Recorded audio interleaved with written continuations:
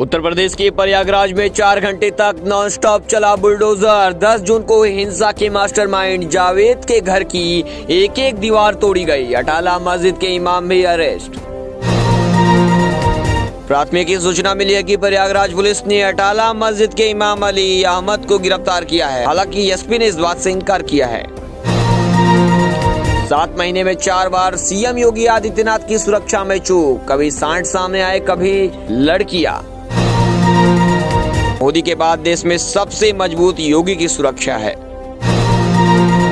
NCB ने water purifier के अंदर छिपाया गया लगभग 5 किलोग्राम चरस किया जब्त, 2 गिरफ्तार। नवी मुंबई। महाराष्ट्र में कोरोना के 3000 नए केस आए लगभग सामने। 2 संक्रमितों की मौत हो गई 24 घंटे में। महाराष्ट्र में तेजी से बढ़ रहे हैं कोरोना के मामले। देश के कुछ राज्यों में एक बार फिर से कोरोना के मामले बढ़ने लगे हैं। महाराष्ट्र, दिल्ली, केरल, कर्नाटक और तमिलनाडु में फुल स्पीड से कोरोना के मामले बढ़ रहे हैं। पुणे में संत तुकाराम मंदिर का उद्घाटन करेंगे पीएम मोदी। महाराष्ट्र में भक्ति आंदोलन की डाली थी न्यू।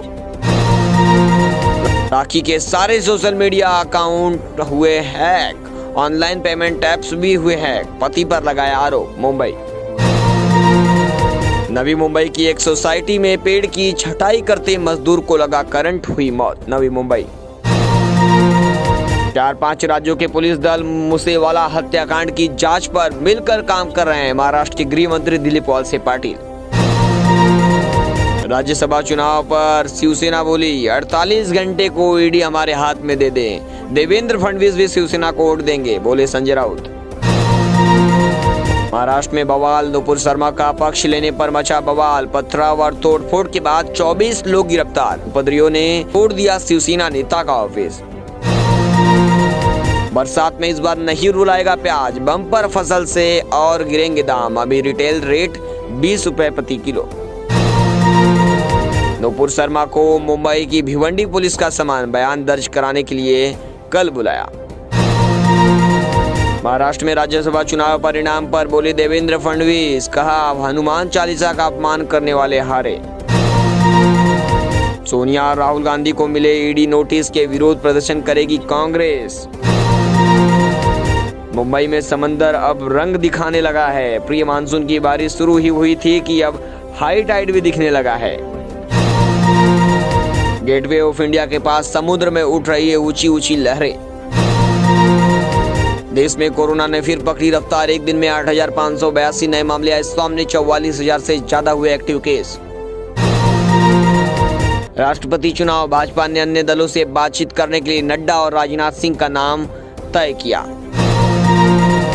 कोरोना संक्रमित सोनिया गांधी की तबीयत बिगड़ी। दिल्ली के गंगाराम हॉस्पिटल में भर्ती। ओवैसी मदनी पर फतवे का फरमान। जमात उलेमाए हिंद ने कहा मुस्लिमों के नाम पर मलाई खा रहे दंगों के लिए युवाओं को भड़काया। पत्थरबाजी पर सियासी बयानबाजी। साक्षी महाराज बोले हिंदुओं जवाब देने का वक्त आ गया। अखिलेश का ट्वीट इंसाफ खो देगा अपना वजूद। इस वक्त एक बड़ी खबर आपको बता दें। महाराष्ट्र की महाविकास आघाड़ी सरकार अलमत में है। अगर इस सरकार में थोड़ी भी नैतिकता बची है तो मुख्यमंत्री उद्धव ठाकरे को इस्तीफा दे देना चाहिए।